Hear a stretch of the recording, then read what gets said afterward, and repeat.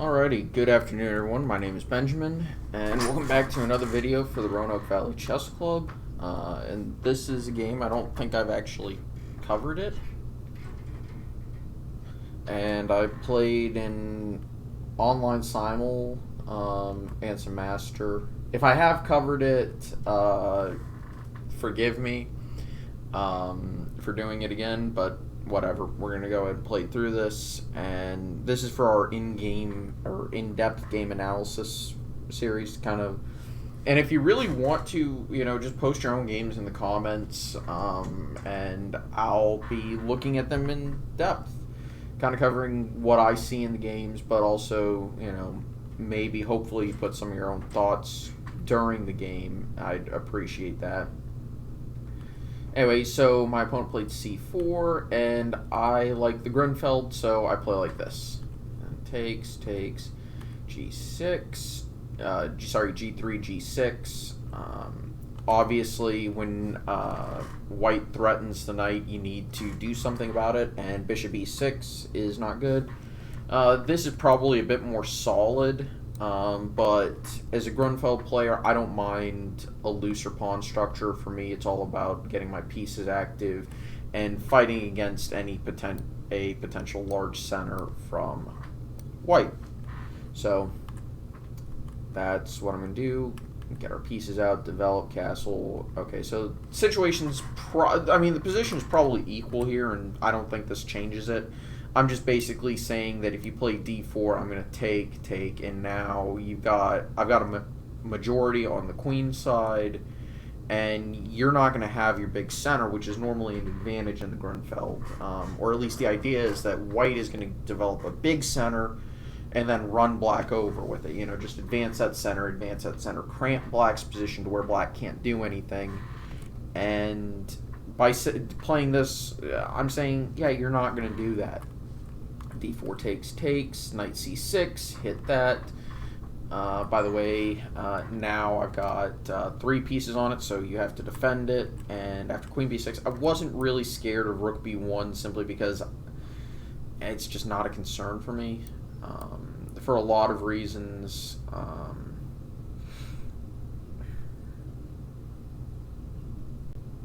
Because I can just play queen c7 and I'll be fine. So another option for white would have been to just play e3 and anchor it, but my opponent decided to play queen to b3 and maybe see if I can do this and say trade off the queens, and I'll have a majority on the queen side, but my activity does leave a little bit to be desired, though it's a little bit more easily remedied than in the game.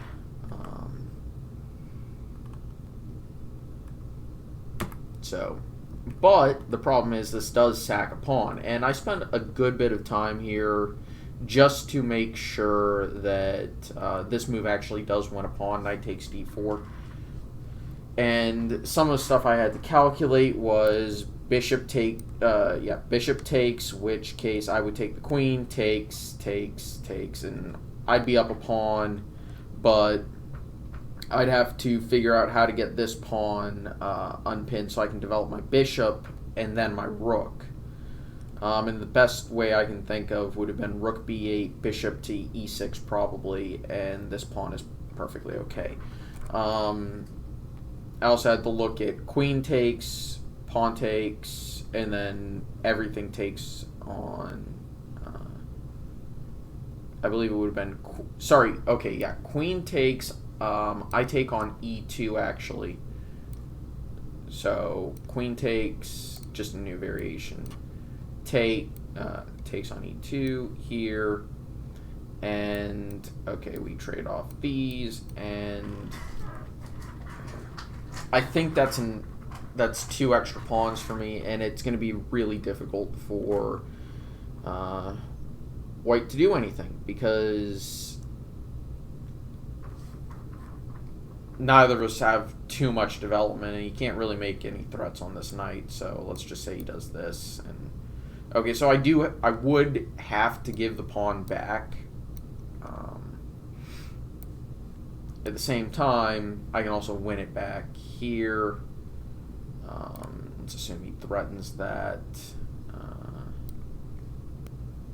I would be inclined to probably, I don't want to, I could do this, which would hit another piece. Let's say he defends, does that, and then, yeah, that would be a good position for me. I like that. And sorry about the phone blowing up. But my opponent decided not to go for any of that and just take on e4, bishop takes, and if takes, I just drop my bishop back, and I don't care that he has this. The queens are off, so my dark squares aren't as weak as they appear. Here we go. So I've won a pawn, but my position is there's a lot of air, and also I'm not very active, and this pawn is actually hanging. So my goal is to create as many threats as I can get away with. E3, defend that pawn, rook c1. Okay, so I can actually develop this as long as I pick up a tempo with it. So that's what I do. Queen a3, now we're hitting this pawn. And this is actually a very good fork, by the way. He can try to win back one of these pawns whenever. So queen here, I want to keep my central pawn. I'm okay with giving back this wing pawn. Simply because now I can start advancing this and maybe even try and use it to... I mean, it should probably be a draw.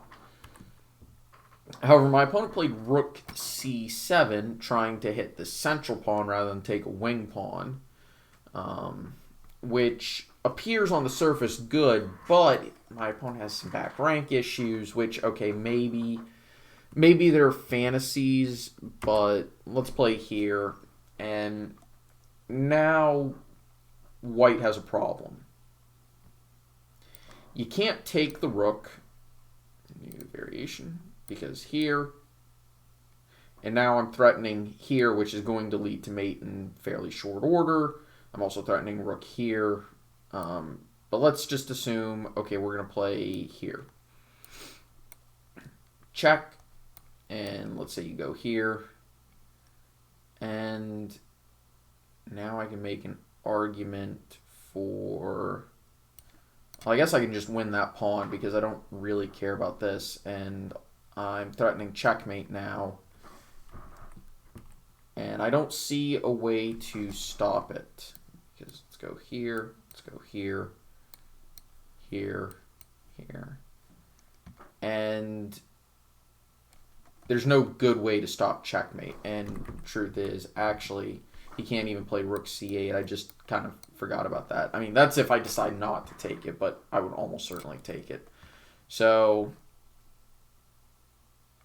no checks and no actual defense. The game is over. You can play this, but I think the big problem then becomes I just take here and here. Check. King has to step backwards, and this is probably the best way to go backwards. Because after, yeah. But then I go here, and the game is over. So you can't let me have the D file like that. So I did some analysis. This is a potential move to stop it. But I believe I can get away with here taking that.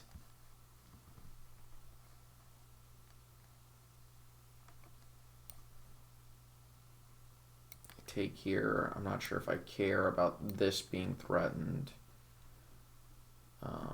Because at the end of the day, I've got a majority. I'm not seeing how you stop me.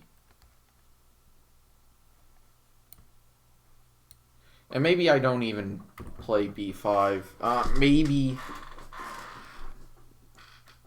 Maybe instead I just take here. New variation doesn't really matter. I would assume bishop takes, and I still have my extra pawn, and it's a rook pawn. And he's not threatening anything, so I can push it. So probably still a draw, but black is the one with the winning chances. Anyway, my opponent played rook here, taking control of the c-file. But there's a problem. He's got king safety problems, so rook here. And sorry about moving around a little bit. I'm not exactly 100% comfortable today, it seems. So rook d2, obvious threat should be obvious. The only other way is here, and I really don't like that. Yeah, I really don't like that. Because now I can consider bishop here. Just obvious threat should be, obvious. And if you go here to stop me, I've got this check. And king has to go here. And then suppose I can go here. Actually, I can't take on e3. Sorry, forgot about the queen. Sometimes in post I will forget stuff like that. So instead, if f3, what was my plan with f3? Maybe it was just takes here. And I don't like. We get a similar situation to the game position. You get a very similar situation to the game. That's just... Anyway, but rook there, rook f1 to defend, and I did spend some time seeing if I could work at the king, but you can't... and the only reason why I did, even though it should be obvious that I can't work against the king, is because that's kind of the way I play. I like going after my opponent's king. Anyway, so make a threat against the queen, trade everything off, and then b5. And I may only be up a pawn, but two connected passers that are both defended and very, very fast. h4 just getting loofed. So we're going to just do, we're going to push, and e4, it's hard to make a move for black. Now, I could have played b2 here, but I decided I wanted to get both pawns up the board as soon as he did this. Now, I could have taken the rook and just pushed, but I decided, nope, we're just going to push and prevent him from exchanging. So he defends that, and could be planning to take it, so I just defend it. And he takes, he can't even take there. But if you take here, and white actually resigned here because, well, let's be honest here, the position is just lost. So if you were to say, try to stop me, the problem is that you can't.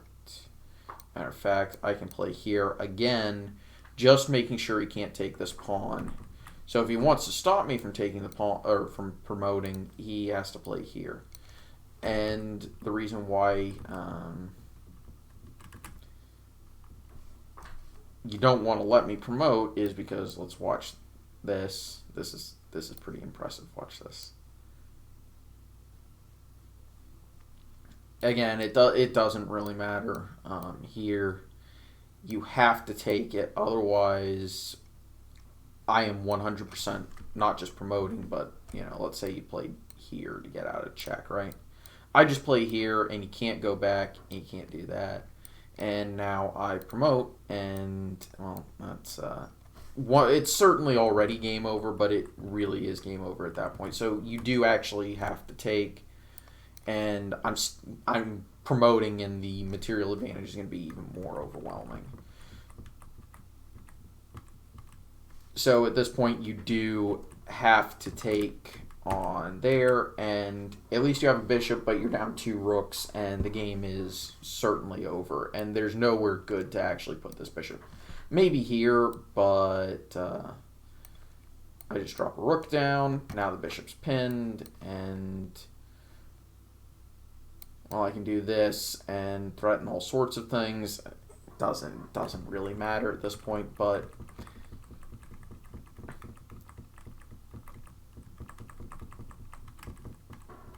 the key mistake had to have been rook c7. That's the only thing I can think of. Because in this position, the game should probably wind up as a draw. I would suspect queen takes might be the best move. And we probably have an equal position, I would say. Maybe I go here and let him take. Nope, not what I wanted. I wanted to drop it here. I'm going to overwrite that. And okay, position is equal, and same color bishop. I'm going to play h5. Both of us have 2 rooks. There's nothing going on the queen side, symmetrical pawn structure. This is an elementary draw. There's no way this game is going to be anything other than a draw. If you want to try and win this pawn, you can.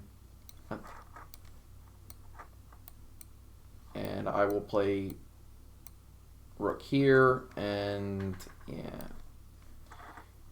You have to go over to here to try to get this, but I just go to a dark square, and this pawn is never going to be taken. And even if you want to try and do something, I can just check. You're going to go up, and there really isn't much of a point in continuing this game. So yeah,